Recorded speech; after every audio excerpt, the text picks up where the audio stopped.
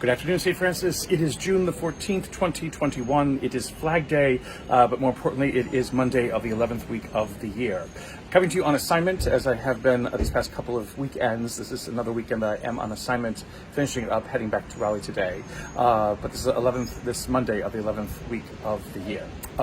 Yesterday, important to note, June the 13th would have been the feast of St. Anthony of Padua, but it was suppressed because it fell on a Sunday. And so Franciscan parishes that are run by Franciscans could have celebrated St. Anthony of Padua, but most places did not observe St. Anthony of Padua because it was the 11th Sunday of the year. It does not mean that you still cannot pray to St. Anthony for things that you've lost in the hopes that he will find them for you. So just to remember that on this day, that his feast day was yesterday on the 13th. Anyway, today's readings on this Monday of the 11th week of the year. 2 Corinthians, again, we hear this reading also on Ash Wednesday, the first part of it on Ash Wednesday, where Paul says that, again, to move back into God's grace, to decide to believe again, to decide to move into the embrace of God's love is good at any time. And that he says now is an acceptable time. Now is the day of salvation. Wake up and believe in what you need to believe in. That will give you life. It's interesting, though, that it also goes on to be a defense that Paul gives for his teaching and what he's teaching about in opening up the gospel. We don't hear that on Ash Wednesday. We just hear about now being the acceptable time, the day of salvation.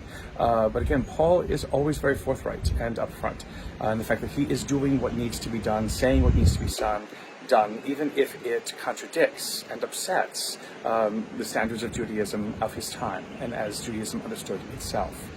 Paul is resilient and resistant to anyone who would say that he is doing the wrong thing, teaching the wrong thing, harming or hurting the faith of the people. In the Gospel, we are in Matthew's Gospel. Actually, we have been in Matthew's Gospel all last week. So we moved from Mark into Matthew, so we continue with Matthew's Gospel.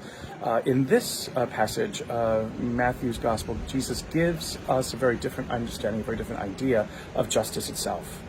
Because it is an eye for an eye, tit for tat, you hurt me, I hurt you back, you hurt me, I hurt you worse, those kinds of things like that. That is not justice for a believer. That is not how a believer should respond.